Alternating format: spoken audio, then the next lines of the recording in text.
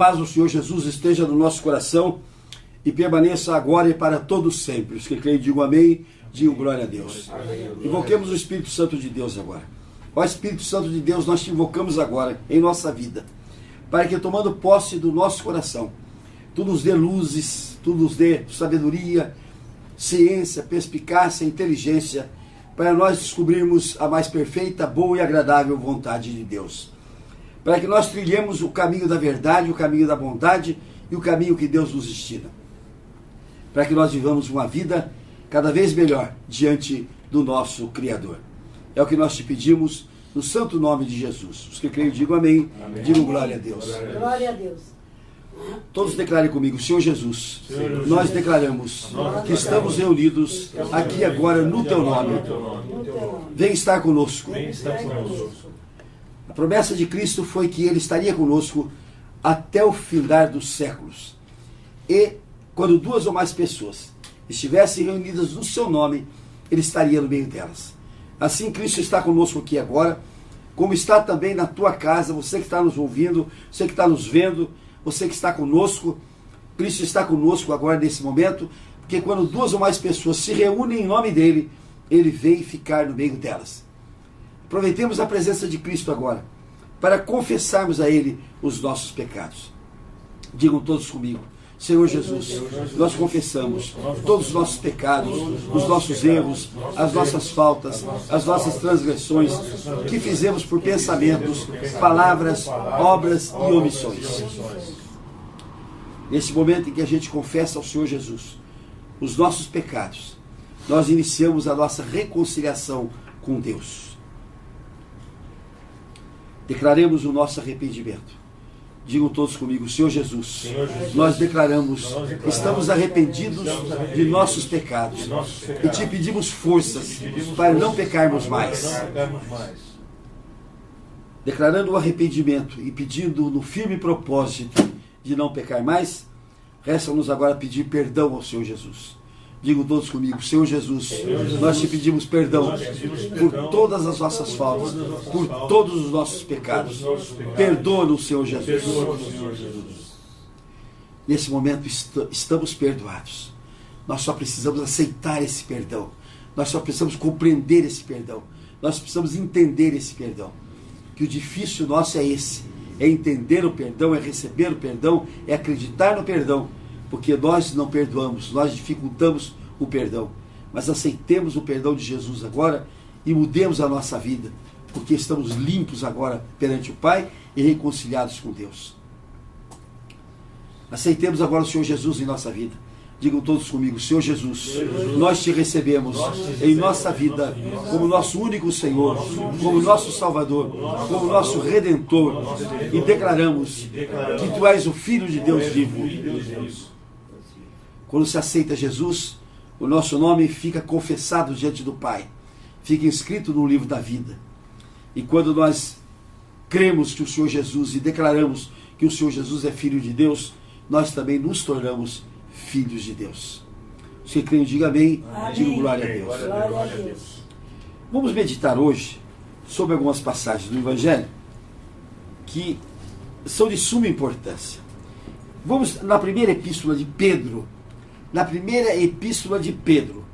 no capítulo 4.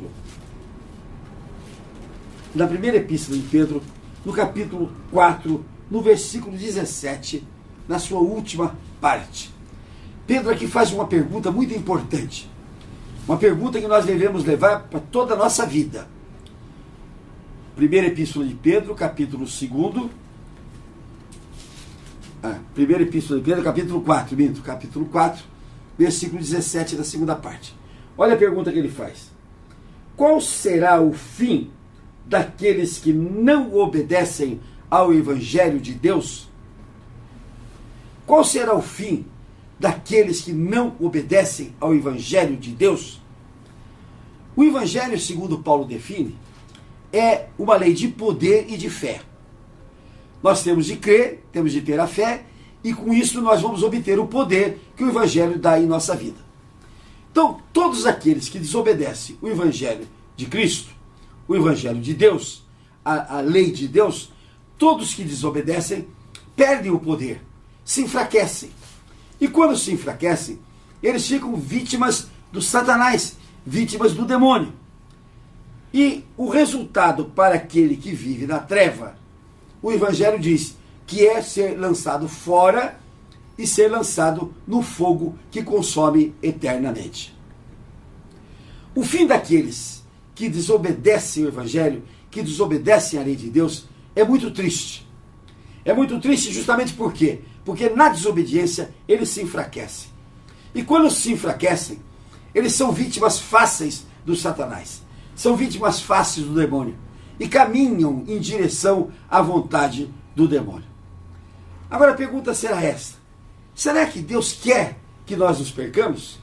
Será que Deus se deleita na nossa perca quando a gente é tomado pelo demônio? É o próprio Pedro que vai nos responder na sua segunda epístola.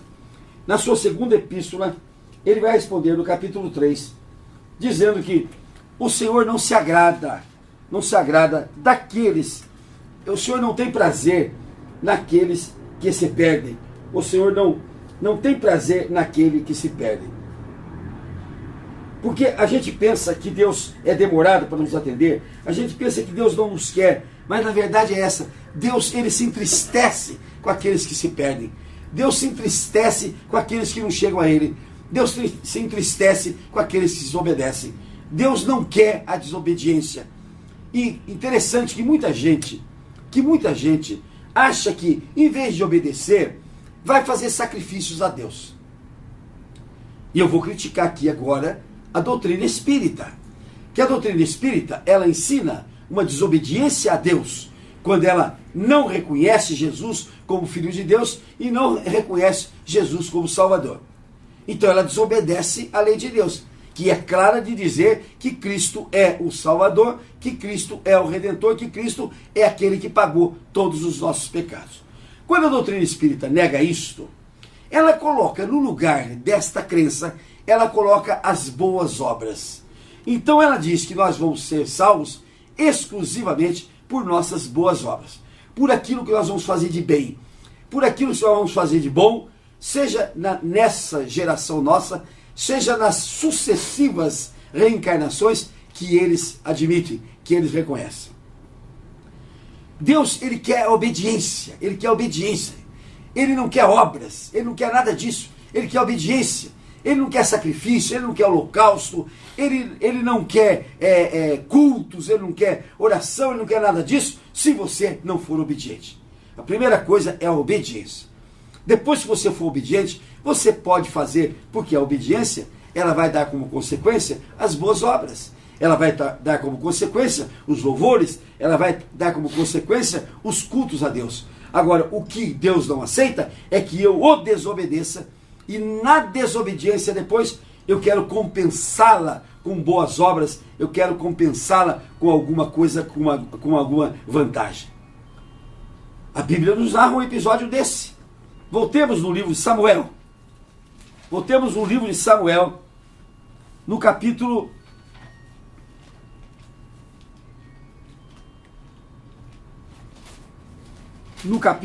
15. No livro de Samuel, no capítulo 15. E nós vamos ver, a história é esta.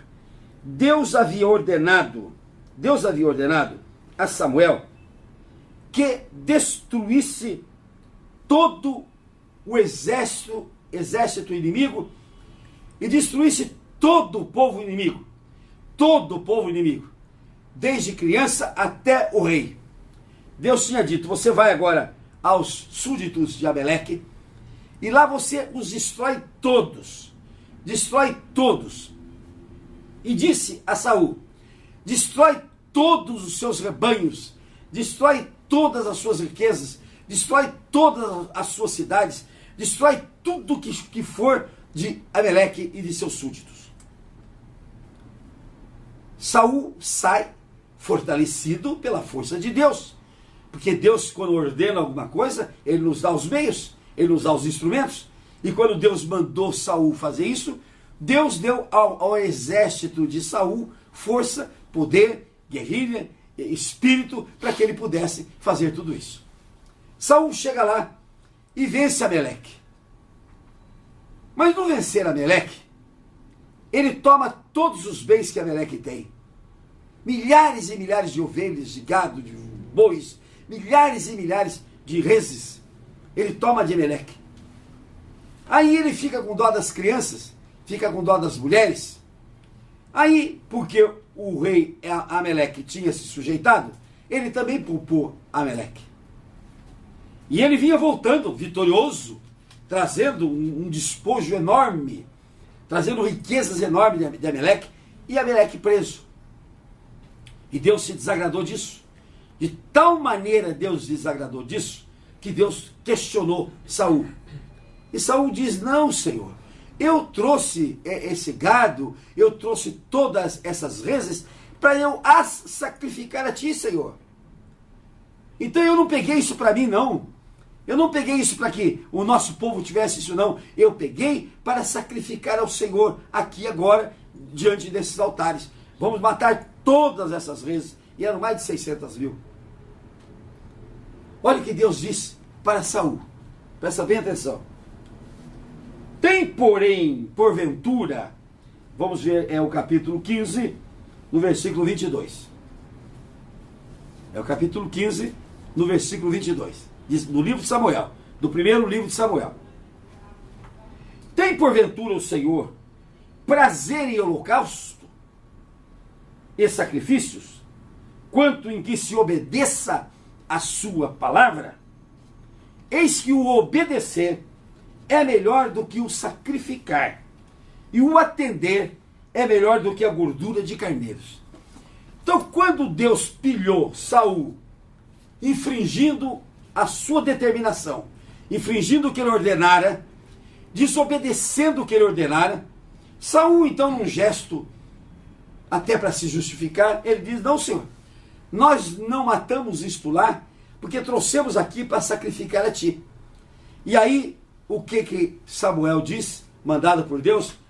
Tem Deus, porventura, prazer em holocaustos e sacrifícios, mais do que a obediência? Eis que obedecer é melhor do que sacrificar.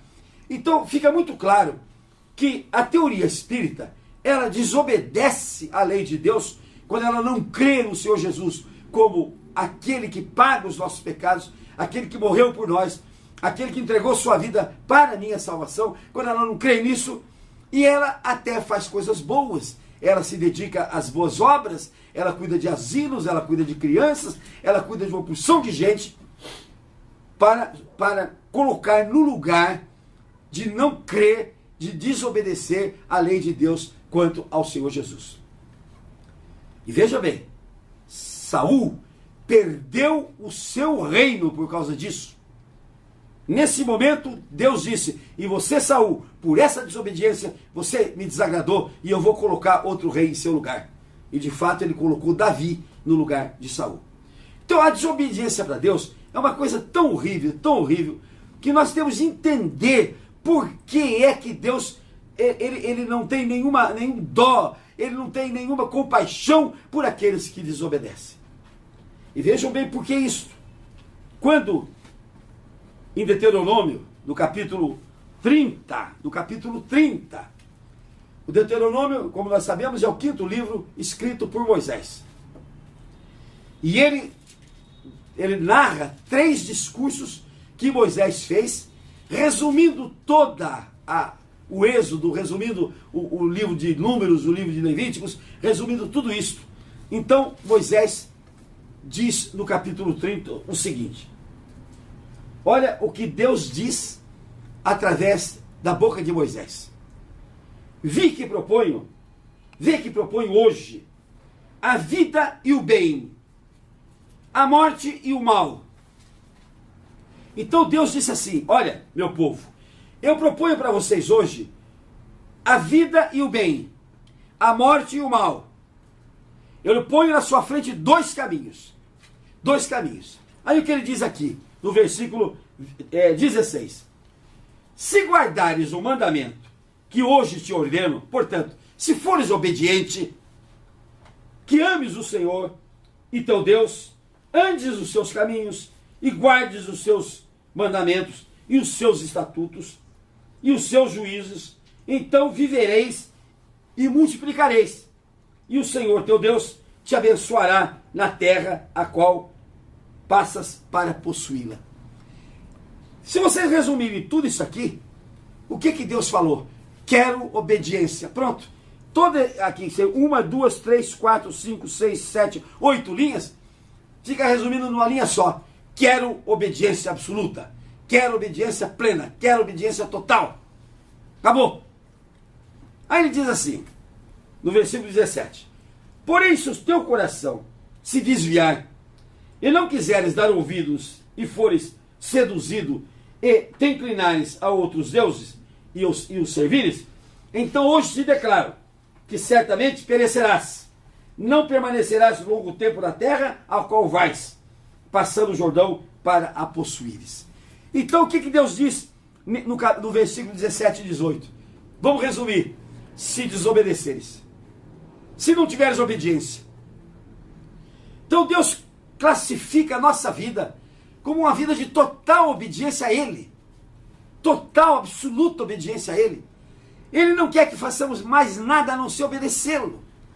E quando nós desobedecemos, não adianta querer fazer boas obras, não adianta querer ser caridoso, não adianta querer construir igreja, não adianta querer dar dinheiro para os pobres, não adianta fazer nada disso se você está desobedecendo a Deus. E aí Deus faz um apelo, esse apelo maravilhoso, que ele faz no versículo 19. Um apelo tremendo. Ele diz assim, na última parte: escolhe, pois, a vida, para que vivas, tu e a tua descendência.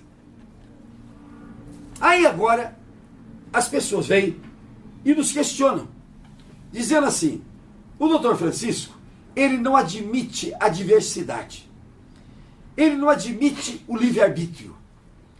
Ele não admite a livre escolha do caminho que cada um quer trilhar. Não é que eu não admito.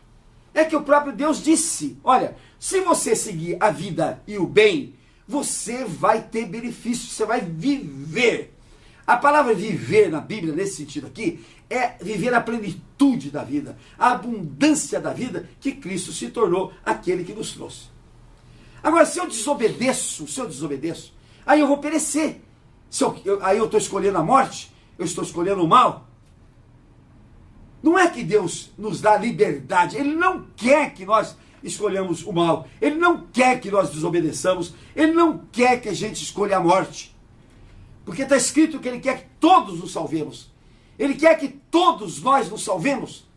Ao mesmo tempo que Ele põe o livre-arbítrio, em que Ele põe a diversidade, digamos assim, Ele apela, Ele diz: não, mas vocês não vão para o caminho do mal, não vão para o caminho da morte, não vão para a desobediência, vem para o meu caminho, vem para o caminho do bem, vem para o caminho da vida, vem para o caminho da obediência. Nós não podemos achar que o livre-arbítrio seja uma estrada que Deus aprova. Nós não podemos acreditar que Deus, tendo dado o livre-arbítrio, Ele permite, Ele quer, Ele deixa, Ele gosta que a gente caminhe para o caminho da morte, para o caminho do mal e para o caminho da desobediência. Deus quer que a gente seja obediente a Ele. E aí a gente vê, tem de fazer crítica, a gente vê, por exemplo, uma desobediência total a Deus. Olha aqui o que está escrito aqui hoje. Menina que morreu aos 9 anos vai ser declarada santa. Vai ser declarada santa pelo Papa. Né? Uma menina de 9 anos vai ser declarada santa pelo Papa. Mas isso não é bonito? Isso não é bacana? Isso não é uma coisa linda? Que o Papa declare uma moça santa? Não, isso é uma desobediência a Deus. É uma desobediência total a Deus. Porque Jesus disse: eu sou o julgador. Eu agora estou salvando. E um dia eu vou voltar para julgar. A única pessoa que pode nos julgar é Deus, é Jesus e mais ninguém. Aí o Papa diz: não, eu julgo. Eu declaro que essa menina aos 9 anos é santa, está nos céus.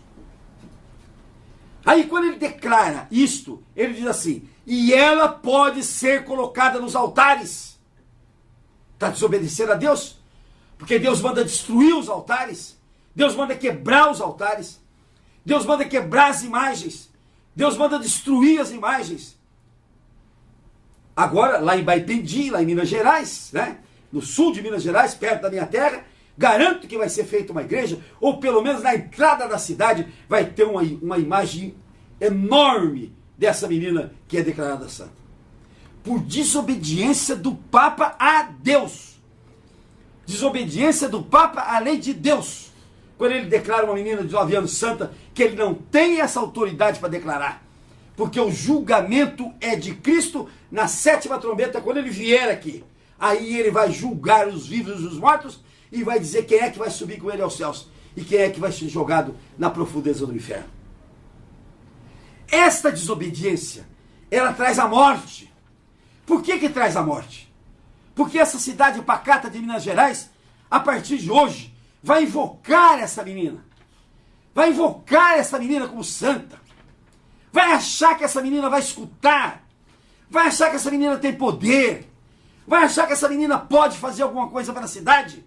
E a maldição vai cair em cima daquela cidade. Porque ela não escuta. Ela não vê. Ela não tem sentimento nenhum. Ela não tem ligação nenhuma com o mundo.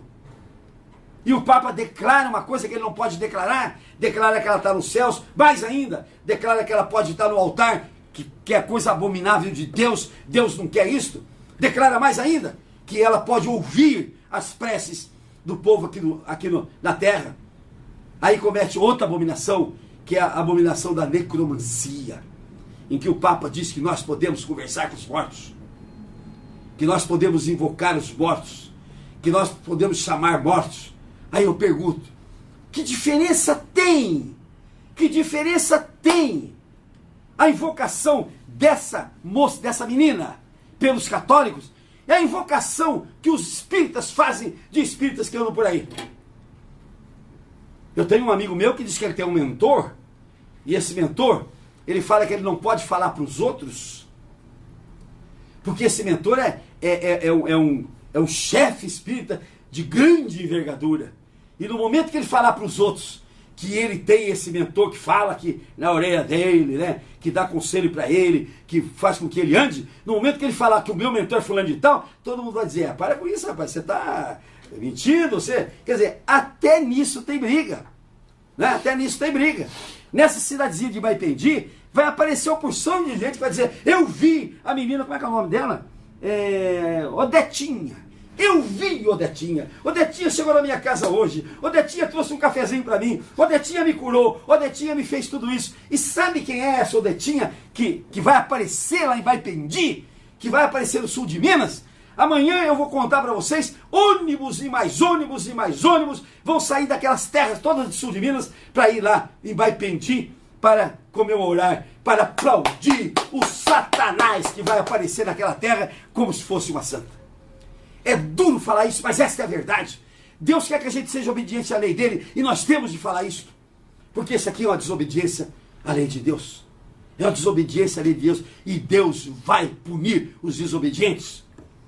Deus vai punir os desobedientes. Nós temos desobediências das nossas autoridades. Preste atenção à desobediência às nossas autoridades. A lei de Deus diz que o casamento é entre homem e mulher. Fiz homem e fiz mulher.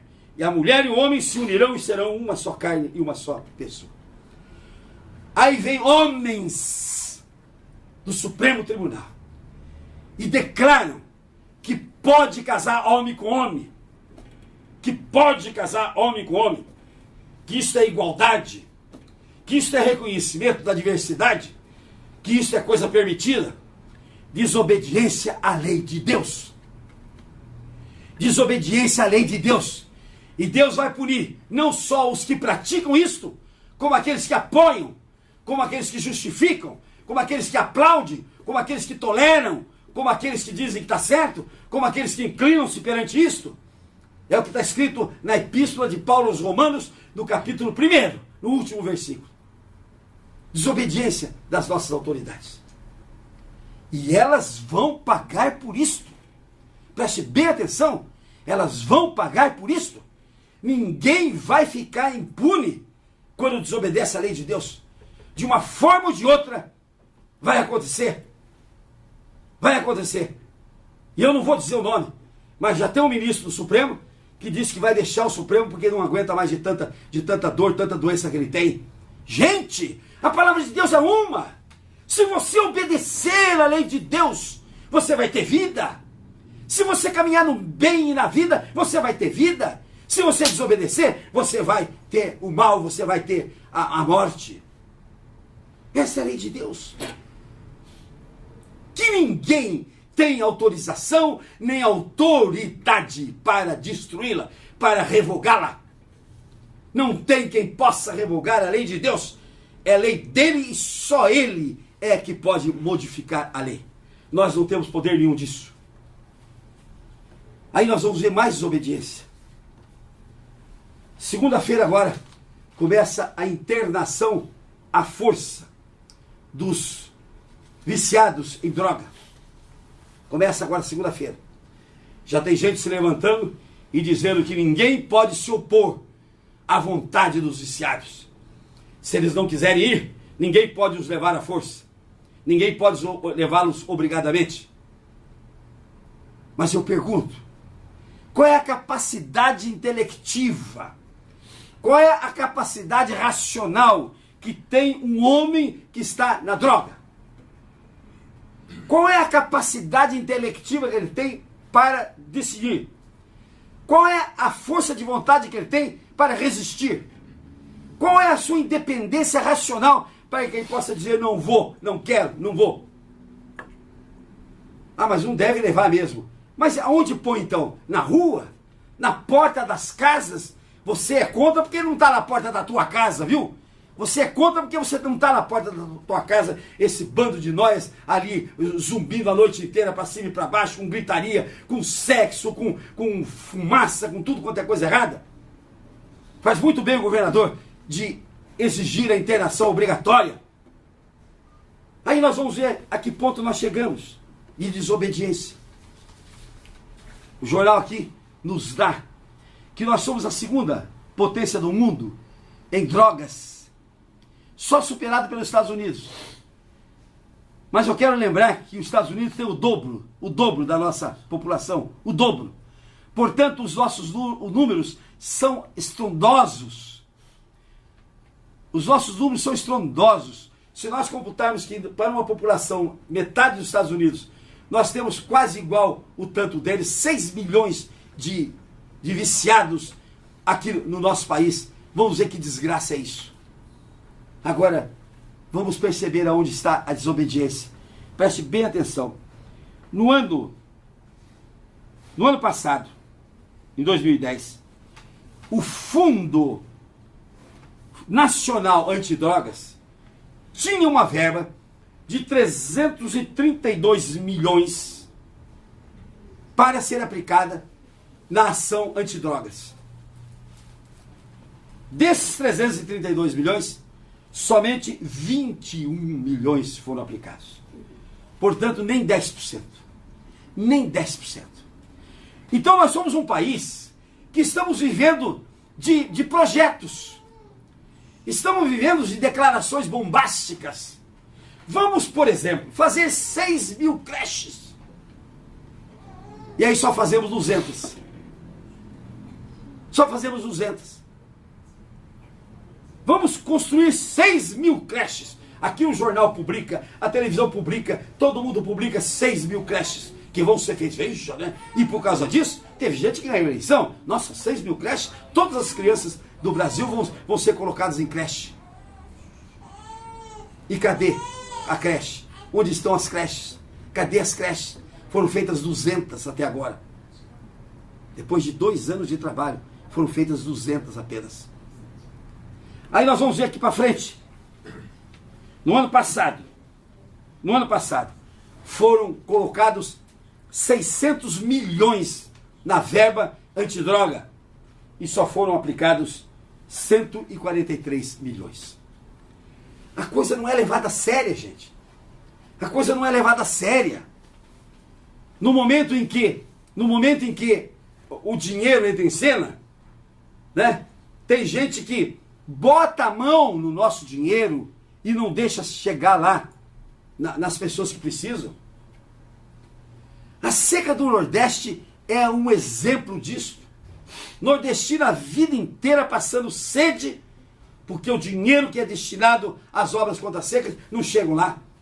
As obras contra a seca não chegam lá. Esta é a situação da desobediência à lei de Deus. Desobedece à lei de Deus. Escolhe-se o mal, escolhe-se a morte. Em vez de escolher a vida, em vez de escolher o bem. Esta é a situação que nós estamos passando. E Deus tem para nós, quando a gente desobedece, Ele tem para nós aquele julgamento terrível.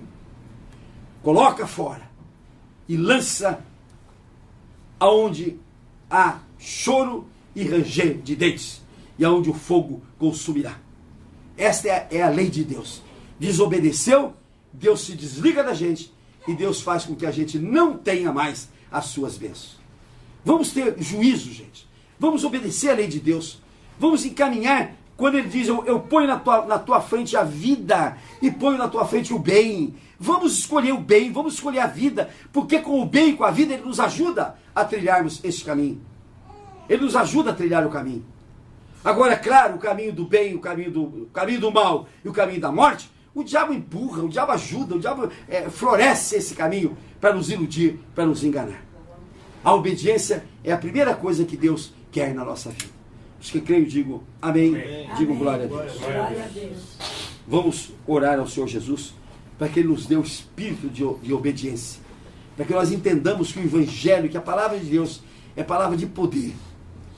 Então, se é palavra de poder, vamos assumi-la, vamos recebê-la em nossa vida, para que a gente possa, de uma forma melhor, de todas as formas, que a gente possa realmente ter uma vida melhor, ter uma vida com Cristo. Senhor Jesus, nós te pedimos, entra no nosso coração, fortalece o nosso pensamento, dá-nos, Senhor, a fé e dá-nos, Senhor, o espírito de obediência. Fazei, Senhor, com que não desobedecemos nunca às tuas ordens, que nunca desobedeçamos aos teus mandamentos, para que nós tenhamos o nosso andar dentro da estrada do bem, dentro da estrada da vida, dentro da estrada do nascimento, do novo nascimento em Cristo. É o que nós te pedimos, no santo nome de Jesus. Oremos agora ao Pai Nosso. Pai nosso que estás no céu, santificado seja o teu nome. Venha a nós o teu reino, seja feita a tua vontade, assim na terra como nos céus. O pão nosso de cada dia nos dai hoje, e perdoa as nossas dívidas, assim como nós perdoamos aos nossos devedores, e não nos deixes cair em tentação, e nos livra, Senhor, de todo o mal, porque teu, Senhor, só teu, é o poder, o reino, a honra e a glória para todos sempre. Amém. Aplaudamos o Senhor Jesus.